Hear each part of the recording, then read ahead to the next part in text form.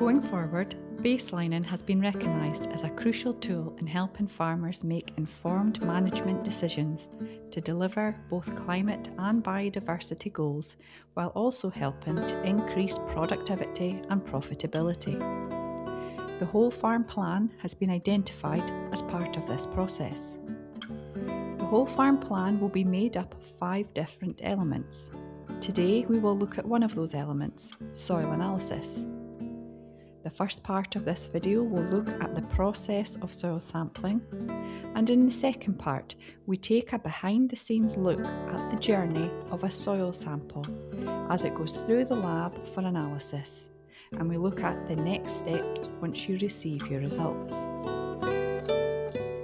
All Region 1 land which receives artificial fertiliser or organic manure must be sampled for pH, phosphorus, potassium and organic matter at least once every 5 years.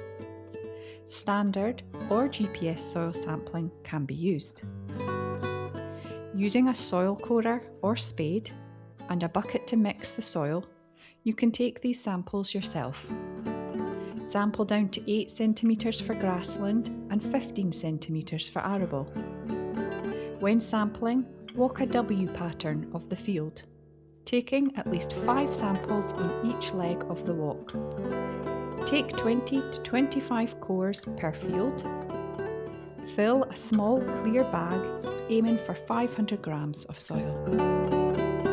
Avoid sampling when fields are waterlogged or in very dry conditions. Avoid field edges, gateways, feeding areas, and areas that might have been used to store lime or muck. Subdivide any larger fields. Mix the cores well in the bucket before tipping into the soil bag. Clearly label the bag with the field number or name. Autumn and early spring is an ideal time to do your soil analysis. Once your soil has been bagged up, the next stage is sending it to an accredited soil testing lab for analysis. My name's Kim. I am the Deputy Lab Manager here at Eurofins Agro in Edinburgh. I oversee the soil analysis and the processes for routine analysis and trace elements within the lab. We have a team of 5 technicians and 4 scientists who will prepare the soils and get them ready for reporting. At this particular site, we have been here for about 2.5 years. We moved out of this particular building about 6 years ago, and then we've moved back in as we've expanded. We were bought by Eurofins in 2023, and with that we've expanded our profile. More soils have been coming in, and we needed more space again. So we've refitted out this building, we've knocked down walls, and we are able to now take on more soils at a capacity that we didn't expect to be able to do. We have team members who have been here from as little as 1 year to up to 30 years. We've got a wealth of experience within the laboratory and a very wide range of experience amongst our team. About 5 years ago, and before that, we would see probably upwards of 200 samples a day at our very peak.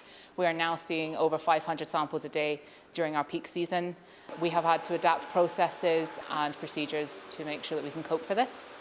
This has included upgrading mills and upgrading robotic equipment so that we can take on a higher volume of samples. When a sample arrives in the laboratory, it will come in a bag. We will then register this in the system. It will get a unique identifying number. It will get laid out onto a tray, which we will then put into a drying oven at 40 degrees.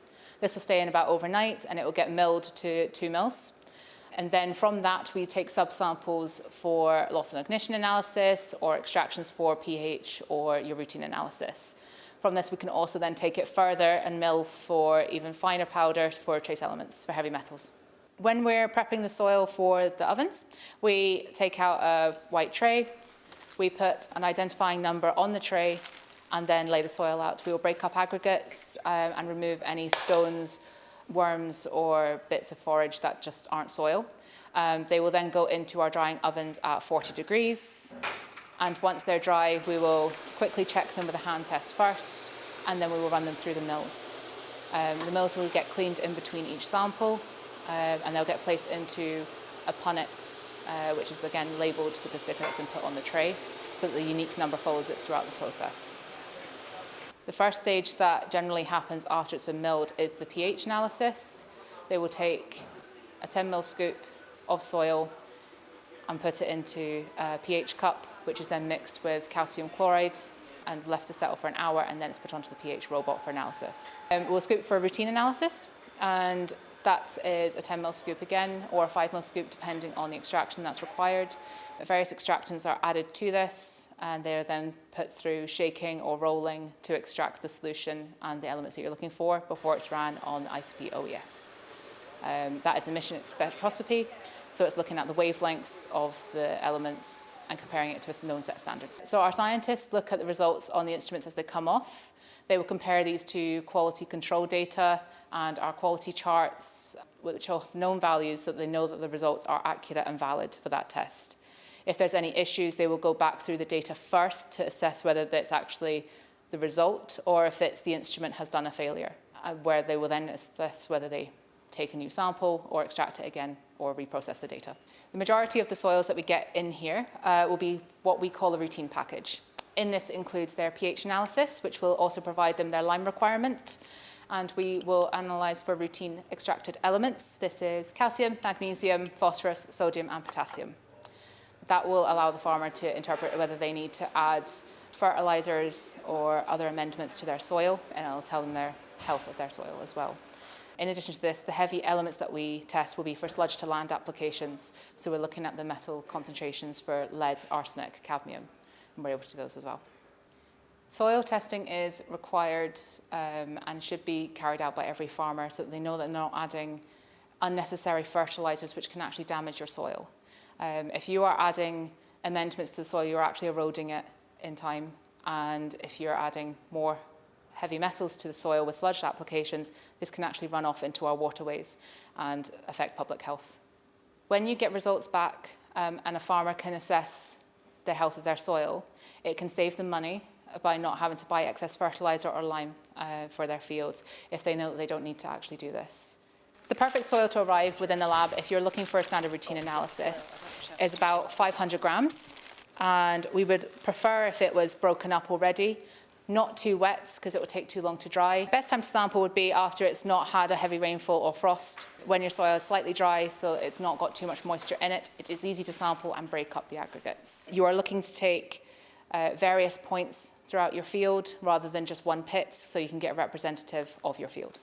It would be best to avoid the direct edges, and anywhere where there's high footfall, you've got a risk of compaction of your soil, and anywhere where you're actually just generally not interested in your soil as well. Soil organic matter is the amount of carbon and organic matter that is left within your soil. We analyse this by a loss and ignition.